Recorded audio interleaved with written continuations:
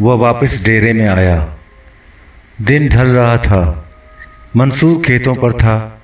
راجو نے رحیم داد کو گلاس میں لسی لا کر دی۔ وہ بھی نہا دھو کر اجلے کپڑے پہن کر آئی تھی۔ اس کی آنکھوں میں گہرا کاجل تھا، بالوں میں تیل چمک رہا تھا۔ اجلے لباس اور ہلکے سنگھار میں وہ خاصی نکھر گئی تھی، زیادہ شگفتہ اور دلربا نظر آ رہی تھی۔ وہ بھرپور جوان اور دلکش عورت تھی۔ راجو کے جانے کے بعد رحیم داد کو اپنی بیوی نورا یاد آ گئی۔ بچے بھی یاد آئے۔ وہ بستر پر لیٹ گیا مگر نیند نہیں آئی۔ دیر تک بے چینی سے کروٹیں بدلتا رہا۔ اس نے سوچا نورا کو اپنے بارے میں ہر بات صاف صاف بتا دے گا۔ وہ اس پر پورا اعتماد کر سکتا تھا۔ وہ اس کی شریک حیات تھی، اس کے بچوں کی ماں تھی، ہمدرد اور غمگسار تھی، اس سے ٹوٹ کر محبت بھی کرتی تھی۔ رحیم داد کو کبھی بخار ہو جاتا تو وہ ساری رات اس کے سرہانے بیٹھی رہتی، بار بار کہنے پر بھی نہ سوتی۔ اس کا سر، کمر اور پیر دباتی، پیشانی ہولے ہولے سہلاتی، دوا پلاتی، طبیعت کا حال پوچھتی۔ اس کی محبت اور شیفتگی ایک ایک انداز اور ہر رویے سے صاف جھلکتی تھی۔ رحیم داد نے بستر پر لیٹے لیٹے طے کیا کہ نورا اور بچوں کو لے کر سندھ چلا جائے گا۔ لالی کی دی ہوئی 3000 سے زیادہ رقم اس کے پاس تھی۔ اس رقم سے وہ رشوت دے کر مرحوم چودھری نور الہی کے کلیم کی بنیاد پر خاصی بڑی اور عمدہ زمین الاٹ کرا سکتا تھا۔ گرداسپور کا مہاجر چودھری نور الہی بن کر خوشحال زندگی بسر کر سکتا تھا۔ نورا سخت محنتی اور سلیقہ مند تھی۔ دونوں مل کر زندگی کا نیا سفر شروع کر سکتے تھے، اپنا اجڑا ہوا گھر ایک بار پھر آباد کر سکتے تھے۔ رحیم داد سوچتے سوچتے اٹھ کر بیٹھ گیا۔ اس نے سر پر پگڑی باندھی، اینک لگائی، جوتے پہنے، کلیم کے کاغذات کا بستہ حفاظت سے تکیے کے نیچے رکھا، کمرے سے باہر آیا اور دروازہ بند کر کے زنجیر چڑھا دی۔ وہ ڈیرے سے ایک بار پھر باہر نکلا اور کرتارپور کے بازار پہنچ گیا۔ اس نے سنار سے نورا کے لیے جھمکے اور اپنی لاڈلی بیٹی زینو کے لیے چاندی کی بگتیاں خریدیں۔ کریمہ کے لیے بازار میں کوئی چیز نظر نہیں آئی۔ چھوٹا سا قصباتی بازار تھا، چند دکانیں تھیں۔ اس نے بازار کے کئی چکر لگائے، حلوائی سے آدھ سیر مٹھائی خرید کر کندھے پر پڑے ہوئے پرنے کے ایک پلو میں باندھی اور واپس آ گیا۔ سورج ڈوب گیا تھا۔ شام کے سائے گاؤں کے در و دیوار پر پھیلتے جا رہے تھے۔ کمرے کے اندر بھی اندھیرا ہو گیا۔ رحیم داد بستر پر لیٹا تھا۔ منصور ابھی تک واپس نہیں آیا تھا۔ البتہ راجو کمرے میں آئی۔ اس کے ہاتھ میں لالٹین تھی۔ اس نے لالٹین تاک میں رکھی اور ماچس جلا کر اسے روشن کرنے لگی۔ رحیم داد اٹھ کر بیٹھ گیا۔ راجو نے اس کی جانب دیکھے بغیر کہا، چودھری یہاں گرمی میں کیوں لیٹا ہے؟ باہر دوڑے میں منجی پر جا کر بیٹھ جا، میں تیرے لیے روٹی لے کر آتی ہوں۔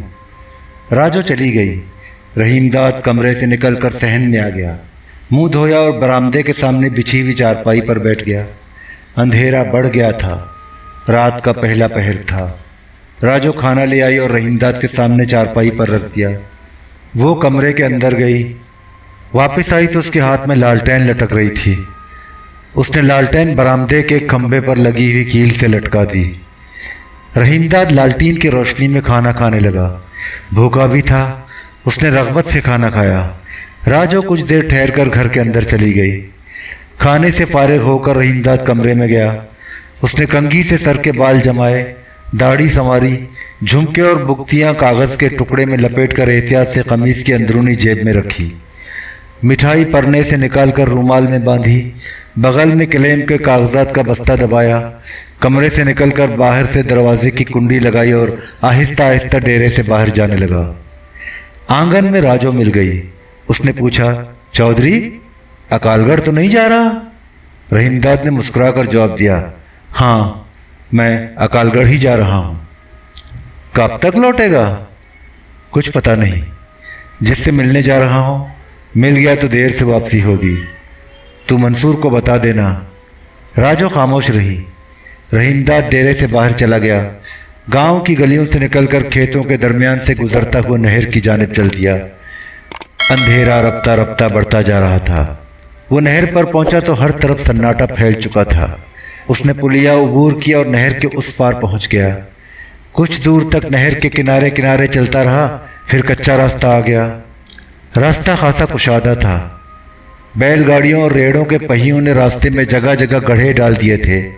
वो चुपचाप कच्चे रास्ते पर चलने लगा। आगे बढ़ा तो सामने से एक साइकिल सवार आता नजर आया। रहीमदाद ने उसे रोक कर अकालगढ़ का रास्ता पूछा। वो वहीं से आ रहा था। कहने लगा, ये सीधा रास्ता अकालगढ़ ही जाता है। रहीमदाद ने अकालगढ़ के प्राइमरी स्कूल का पता दरियाफ्त किया। उसने वो भी बता दिया। दोनों में मजीद बातचीत नहीं हुई। साइकिल सवार ने पैडल पर पैर मारा और आगे बढ़ गया। देखते देखते दूर निकल गया। रास्ता सुनसान था। दोनों तरफ खेत थे। कहीं फसलें तैयार खड़ी थी, कहीं कट चुकी थीं। जगह जगह दरख्तों के झुंड थे। रहीमदाद आहिस्ता आहिस्ता चलता रहा। नूरा और बच्चों के बारे में सोचता रहा और यादों की धुंधली पगडंडियों पर भटकता रहा। बीते दिनों के खुशगवार लम्हात जो उसने नूरा और बच्चों के साथ गुजारे थे, रोशन चिरागों की तरह नज़रों में झिलमिलाते रहे। वो जितना आगे बढ़ता गया, बीवी बच्चों से मिलने का शौक़ हेजान अंगेज होता गया। रहीमदाद अकालगढ़ में दाखिल हुआ। बस्ती की रौनक उजड़ चुकी थी। गली कूचे सुनसान थे। कहीं कहीं घरों से बातें करने की आवाज़ें उभर रही थीं। एक गली से निकलकर वो खुली जगह पहुंचा तो धुंधली रोशनी में कुछ फासले पर उसे एक राहगीर नजर आया। रहीमदाद ठिठका। उसे शुबा हुआ कि उसका पुराना यार जमालदीन है। रहीमदाद न तो उससे मिलना चाहता था, न कतई तौर पर फैसला कर सका कि वो कौन है। वैसे जमालदीन के वहाँ होने का कोई इम्कान नहीं था। उसे तो अहमदकोट में होना चाहिए था। राहगीर अंधेरे में ओझल हो गया। रहीमदाद चौकन्ना नज़रों से इधर उधर देखता हुआ स्कूल की जानिब बढ़ा। अकालगढ़ भी बड़ा मौजा था। उसमें कई गांव शामिल थे। करतारपुर से भी ज़्यादा बड़ा था। आबादी भी ज़्यादा थी। पुख्ता मकानात भी तादाद में ज़्यादा थे।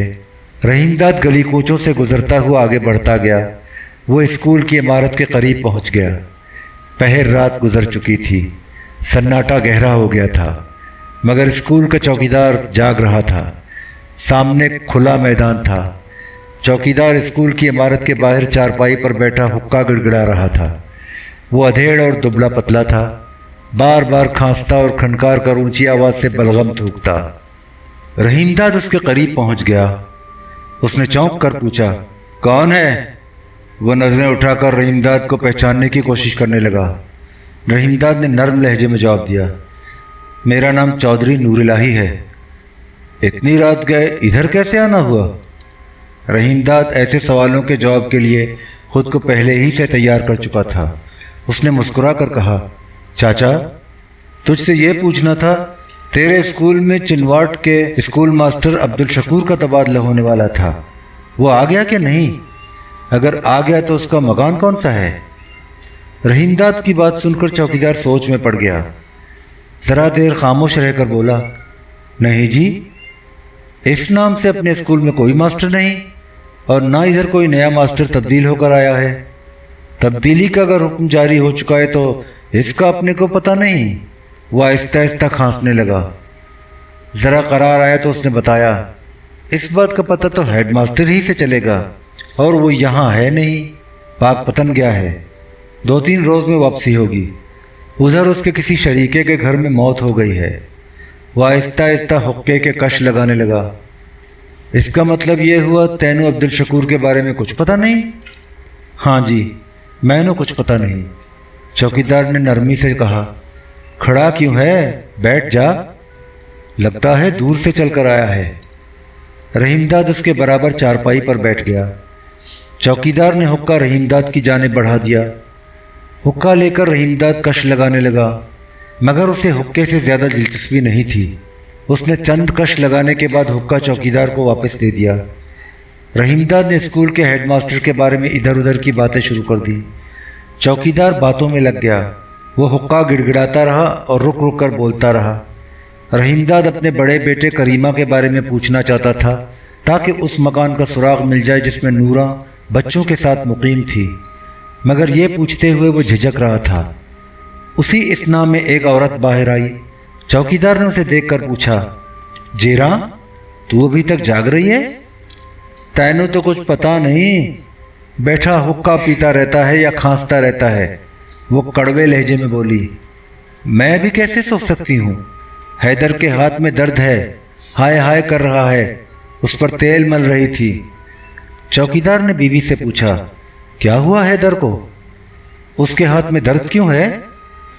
करीमे ने आज फेर उसे मारा है, ऐसा हाथ मरोड़ा अब तक दर्द कर रहा है। उसके चेहरे पर झुंझलाहट छा गई।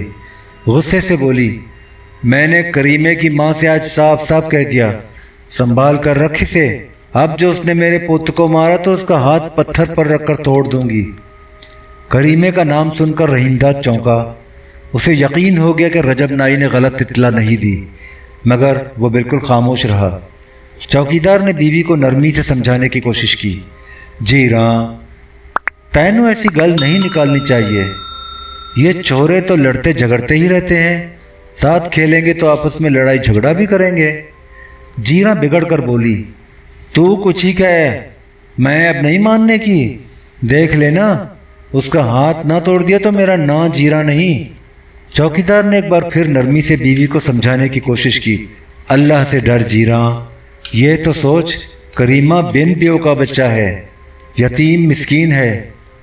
रहीमदाद तड़प कर बीच में बोल पड़ा, कहाँ रहता है करीमा? स्कूल के बराबर वाली गली में जाओ तो पिछवाड़े सज्जे हद को तीसरा मकान है, चौकीदार ने बताया। पर उसका पता क्यों पूछ रहा है? उसे जानता है? नहीं जी, मैं उसे नहीं जानता। रहीमदाद साफ मुकर गया। मैंने तो यूं ही पूछ लिया। तेरे तो पड़ोस का छोरा है, पढ़ता भी तेरे स्कूल ही में होगा। ना जी ना, वो स्कूल शकूल में नहीं पढ़ता। जीरा ने मुंह बिगाड़कर हकारत से कहा, वो तो दिन भर शोर शराबा करता है, लड़ाई झगड़े करता है, उसे और काम ही क्या है? चौकीदार ने मुस्कुरा कर कहा, अब तू जाकर सो, रात बहुत हो गई, तैनू सवेरे पाँव फटाले उठना होता है। जीरा ने एक बार फिर मुंह बिगाड़ा, शौहर को तीखी नज़रों से देखा और बुड़बुड़ाती हुई घर के अंदर चली गई।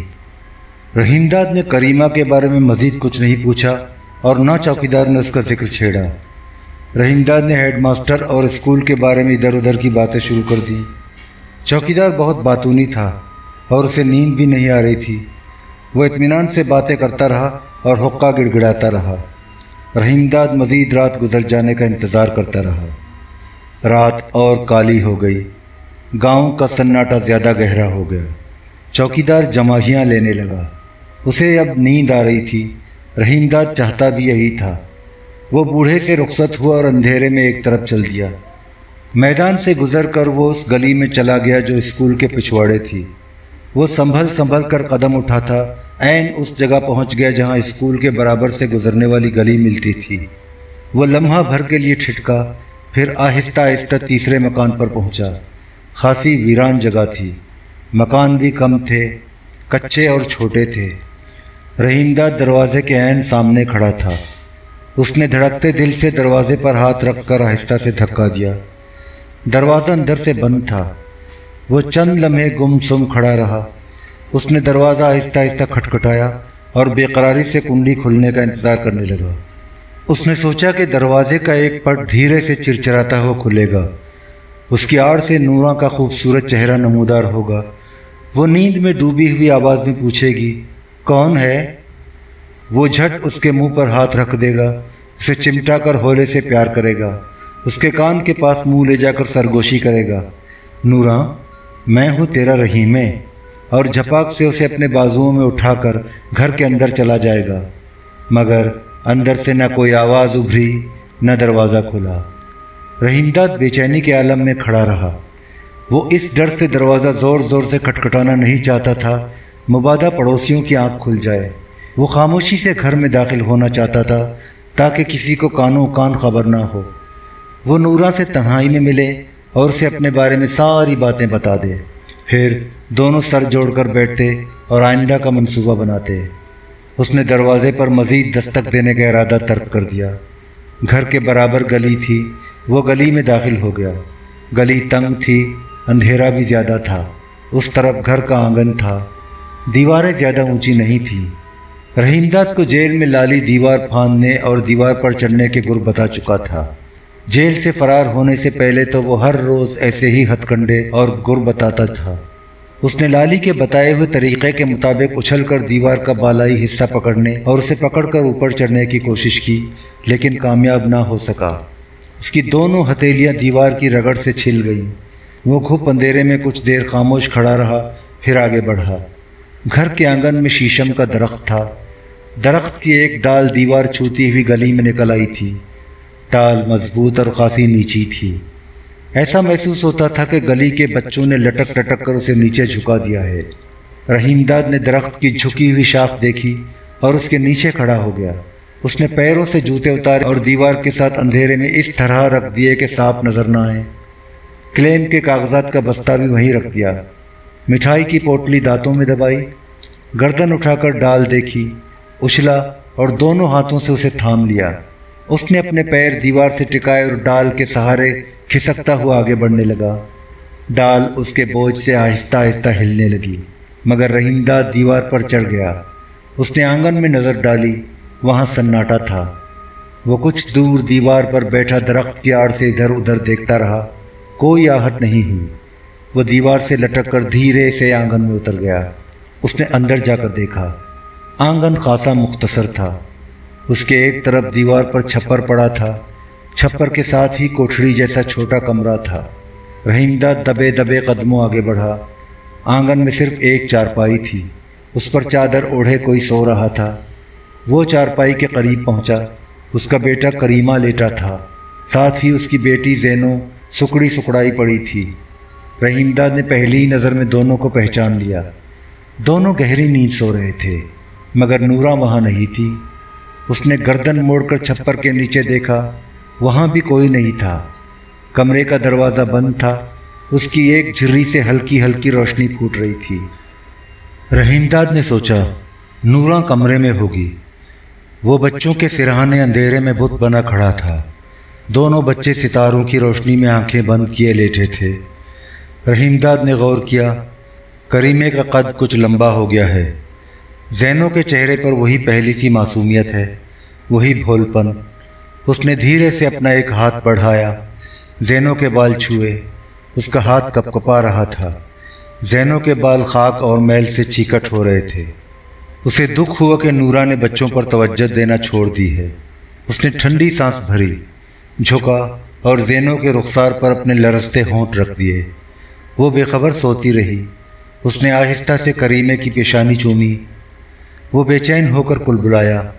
رحیم داد جھٹ چارپائی کے سرہانے دبک کر بیٹھ گیا۔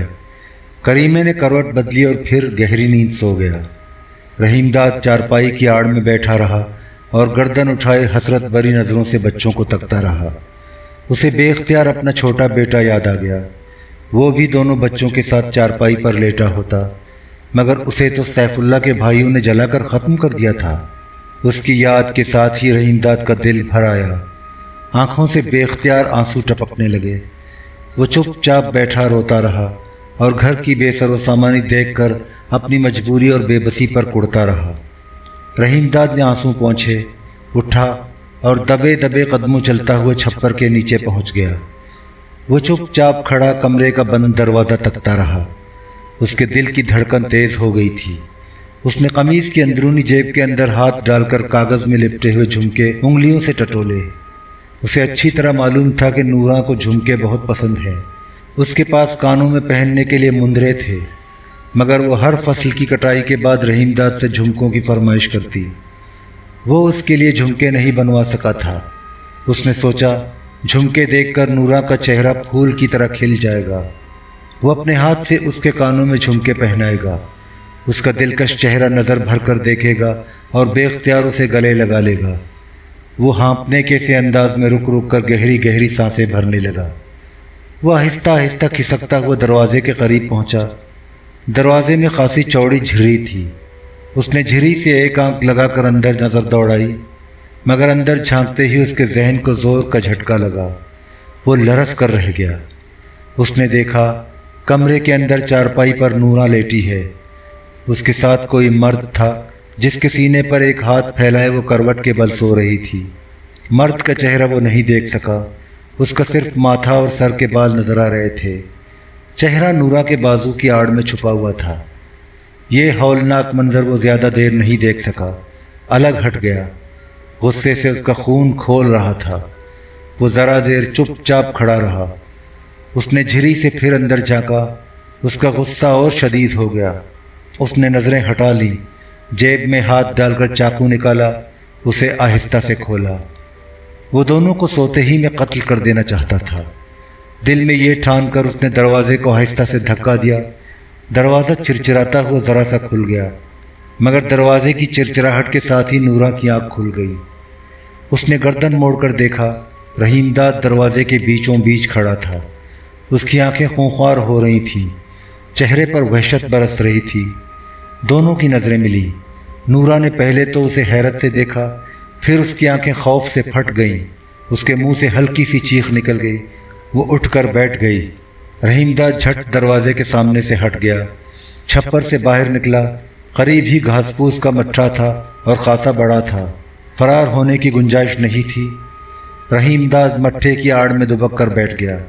اس نے چاقو مضبوطی سے ہاتھ میں تھام لیا۔ ذرا دیر بعد کوئی دھوتی باندھتا ہوا دروازے سے نکل کر چھپر کے نیچے آ گیا۔ رحیم داد نے حیرت سے آنکھیں پھاڑ کر دیکھا۔ وہ جمال الدین تھا۔ ہاں وہی تھا۔ وہ کمرے کے اندر سے نکلتی ہوئی چراغ کی روشنی میں کھڑا دھوتی باندھ رہا تھا۔ اس کے پیچھے نورا تھی۔ دروازے کی دہلیز سے ذرا آگے بڑھ کر سہمی بھی کھڑی تھی۔ رحیم داد دونوں کو دیکھ رہا تھا۔ جمال الدین نے گھبرائی ہوئی نظروں سے ادھر ادھر دیکھ کر کہا، یہاں تو کوئی نہیں۔ جانے تو کیا دیکھ کر ڈر گئی؟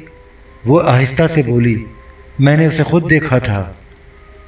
ہمارے پاس دھرا ہی کیا ہے جو کوئی چوری کرنے آئے؟ وہ چور تو نہیں لگتا تھا۔ فیر کیا لگتا تھا؟ اس کی داڑھی تھی، مونچھیں تھیں، اجلا کرتا اور شلوار پہنے ہوئے تھا۔ چور تو وہ نہیں ہو سکتا۔ جمال الدین نے قیاس آرائی کی، چور تو منہ پر منڈاسا باندھ کر آتے ہیں، ان کی تو صرف آنکھیں نظر آتی ہیں۔ جانے تو نے کیا دیکھا؟ تیری بات سمجھ نہیں آئی۔ نہیں دینے، میں نے اسے ٹھیک طرح دیکھا ہے۔ بیچ دروازے میں کھڑا مجھے لال لال آنکھوں سے گھور رہا تھا۔ اس نے ذرا رک کر کہا، ہائے کیسی ڈراؤنی آنکھیں تھیں، ڈر کے مارے میری تو چیخ بھی نہ نکل سکی۔ جمال الدین جھٹ اندر گیا اور لمبی لاٹھی نکال کر لایا۔ وہ زور زور سے کھنکارتا ہوا آنگن میں آیا، شیشم کے درخت کی طرف گیا، بچوں کی چارپائی کے پاس پہنچا۔ وہ ابھی تک بے خبر سو رہے تھے۔ جب وہ گھاس پھوس کے ڈھیر کی طرف بڑھا تو رحیم داد سکڑ کر اور دبک گیا۔ اس نے چاقو مضبوطی سے انگلیوں میں بھینچ لیا۔ جمال الدین قریب آ گیا۔ جب تک وہاں کھڑا رہا، رحیم داد سانس روکے رہا۔ جمال الدین چند لمحے ٹھہرا۔ اسے جمال الدین کے صرف پیر نظر آ رہے تھے۔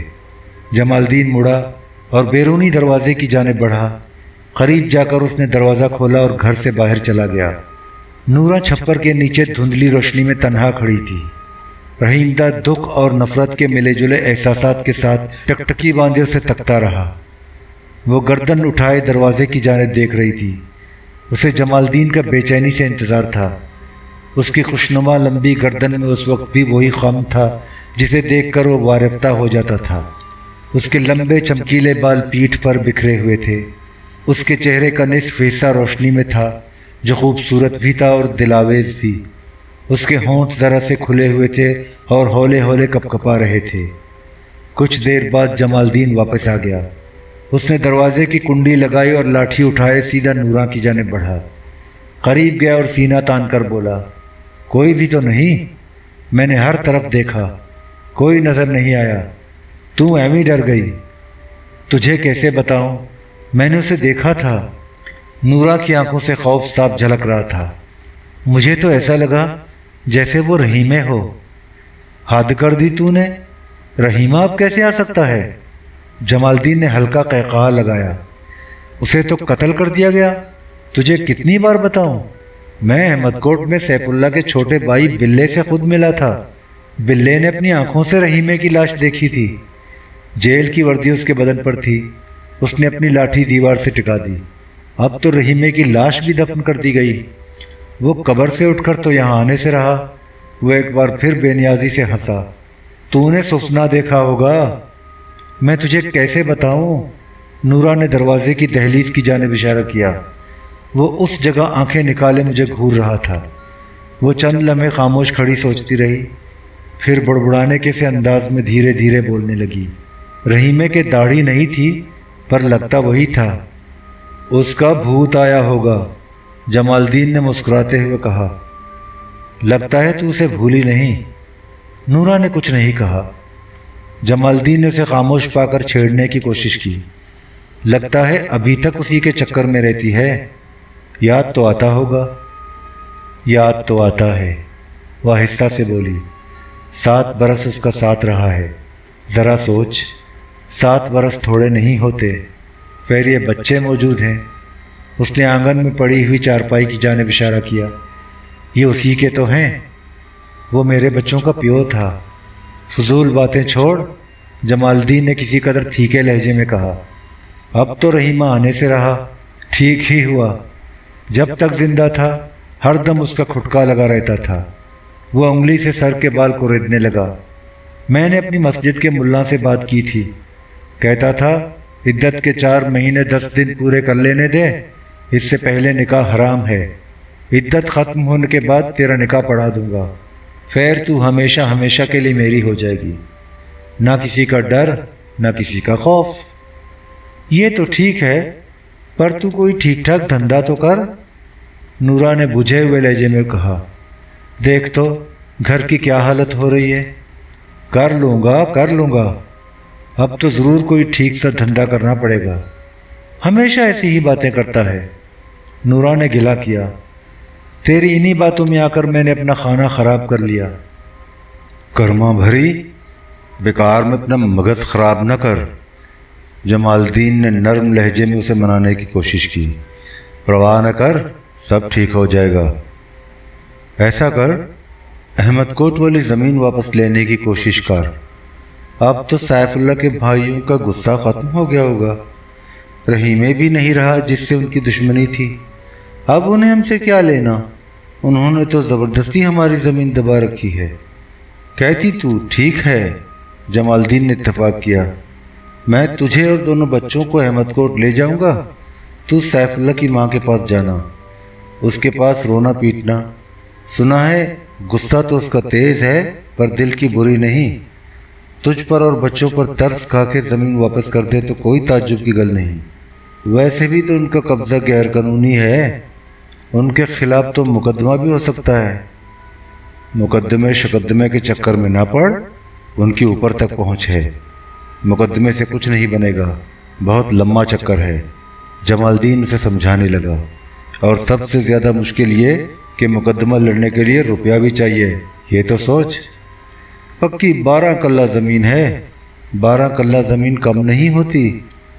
میں کب کہتا ہوں کم ہوتی ہے؟ جمال الدین نے مسکرا کر کہا۔ پر جیسا میں کہتا ہوں ویسا کر، اس طرح کام آسان ہو جائے گا۔ بول کیا کہتی ہے؟ جیسا تو کہتا ہے وہی کروں گی۔ پہلے بھی تیری بات میں نے کب نہیں مانی۔ اس نے ایک خاص ادا سے جمال الدین کو دیکھا اور زیر لب مسکرانے لگی۔ رحیم جیل میں تھا تبھی تیری بن گئی تھی، تو نے مجھ پر جادو کر دیا تھا۔ میں نے جادو کر دیا تھا یا تو نے؟ ذرا اپنی موٹی موٹی آنکھیں دیکھ، جمال الدین ہنس کر بولا۔ میں نے تیرے لیے پنڈ چھوڑا، گھر والوں سے جھگڑا کیا، سب کو چھوڑ دیا، تیرا بن گیا۔ اور بھی باتیں ہیں، نورا نے اس کی آنکھوں میں آنکھیں ڈال کر کہا۔ اس رات مجھے احمد کوٹ سے نکال کر یہاں نہ لاتا تو سیف اللہ کے بھائی مجھے اور میرے ان 2 بچوں کو بھی ختم کر دیتے۔ تجھے کیا پتا، تیرے لیے تو میں جان کی بازی لگا سکتا ہوں، جمال الدین نے بڑے جوش سے کہا۔ تجھ میں بات ہی ایسی ہے؟ کیا بات ہے مجھ میں؟ کچھ بھی تو نہیں، وہ بڑے ناز سے بولی۔ اس کے انداز میں لگاوٹ تھی۔ پر اتنا ضرور ہے، میں اب تیری ہو گئی، تجھے نہیں چھوڑوں گی، کبھی نہیں چھوڑوں گی۔ تو مجھے چھوڑ دے یہ دوسری بات ہے، میں تجھے چھوڑ دوں یہ کیسے ہو سکتا ہے؟